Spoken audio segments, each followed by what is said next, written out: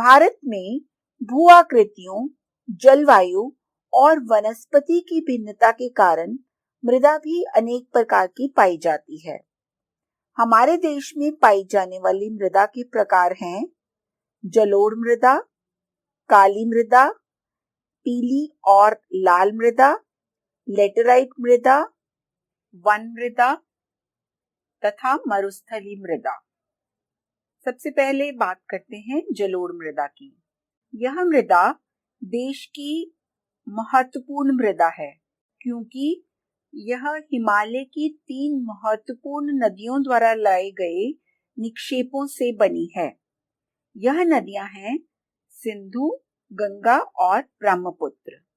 इस मृदा में रेत, सिल्ट और मृत्तिका विभिन्न अनुपात में पाई जाती है।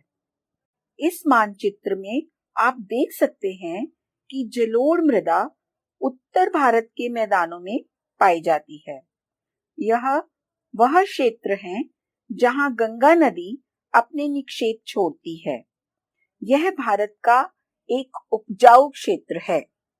उत्तरी भारत के मैदानों के साथ साथ राजस्थान और गुजरात के कुछ हिस्सों में पूर्वीय तटीय मैदानों में जलोढ़ मिट्टी पाई जाती है। यहाँ महानदी गोदावरी, कृष्णा, कावेरी नदियों के डेल्टा हैं। आयु के आधार पर मृदा 2 प्रकार की होती है, बांगर तथा खादर। बांगर पुरानी जलोढ़ मृदा को कहते हैं। इसमें कंकड़ की मात्रा अधिक होती है।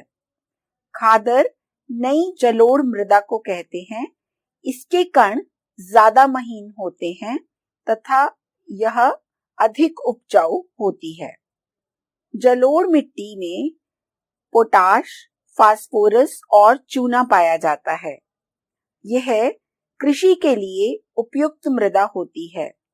इसी वजह से इन क्षेत्रों में गहन खेती की जाती है तथा जनसंख्या घनत्व भी अधिक होता है।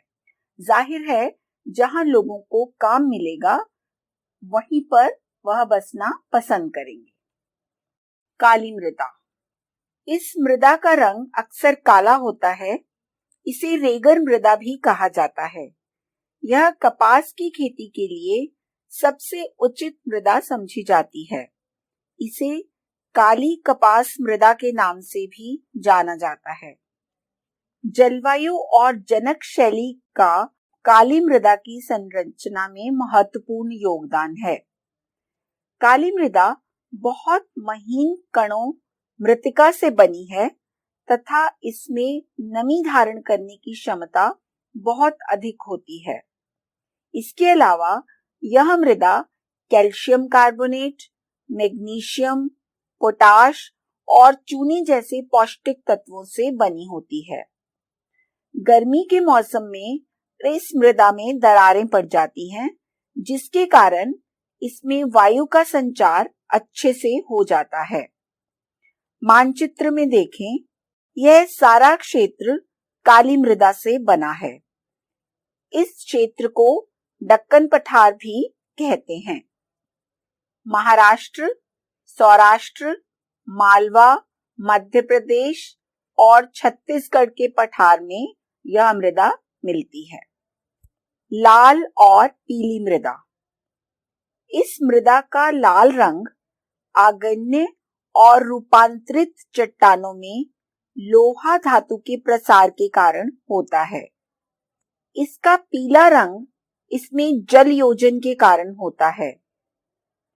यह मृदा मध्य गंगा मैदान के दक्षिणी छोर पर और पश्चिमी घाट में पहाड़ियों पर, ओडिशा में तथा छत्तीसगढ़ में पाई जाती है। लेटेराइट मृदा। लेटर का अर्थ है ईंट।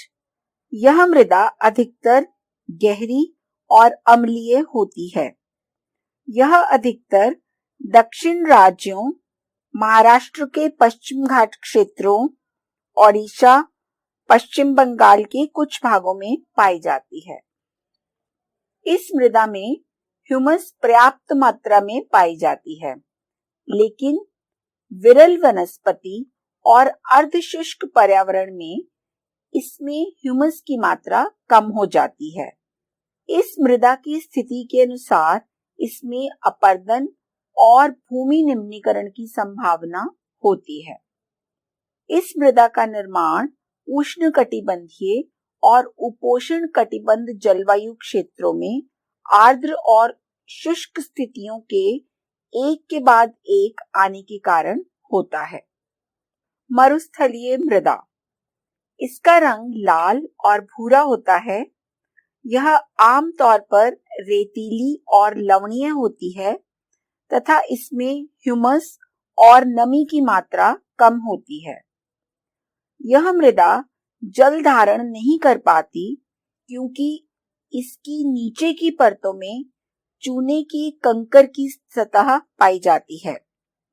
यदि इस मृदा को सही तरीके से सिंचित किया जाए तो कृषि योग्य बनाकर इसका इस्तेमाल किया जा सकता है, जैसा कि पश्चिम राजस्थान में वर्तमान समय में हो रहा है।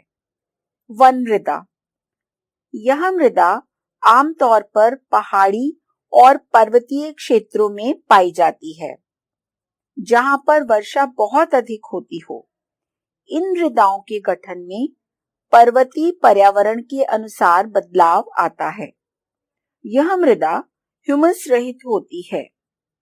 नदी घाटियों में यह मृदाएं दोमट और सिल्टदार होती हैं, परंतु ऊपरी ढालों पर इनका गठन मोटे कणों का होता है।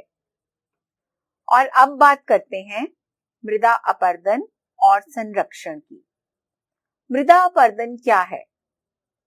मृदा के कटाव और उसके बहाव की प्रक्रिया को मृदा अपरदन कहा जाता है। आमतौर पर मृदा के बनने और अपरदन की क्रिया साथ साथ चलती है और संतुलन बना रहता है, परंतु यह संतुलन तब बिगड़ जाता है जब अत्यधिक मानव क्रियाएं जैसे वनों का कटना, अति पशुचारण, निर्माण और खनन इत्यादि के कारण भूमि जोतने योग्य नहीं रहती। मृदा अपरदन को रोकने के उपाय हैं कि समोच्च जुताई ढाल वाली भूमि पर समान ऊंचाई वाली रेखाओं के साथ साथ कृषि करने की विधि है। इससे जल बहाव की गति भी कम होती है और भूमि की नमी के स्तर में भी वृद्धि होती है। पहाड़ों पर मृदा अपरदन को नियंत्रित करने के लिए सीढ़ीदार कृषि भी की जाती है। सीढ़ीदार कृषि करने के लिए ढाल वाली भूमि पर सोपान अर्थात सीढ़ियां बनाई जाती हैं। पश्चिमी और मध्य हिमाचल में सीढ़ीदार कृषि काफी विकसित है। इसी तरह से बड़े खेतों को पट्टियों में बांटा जाता है।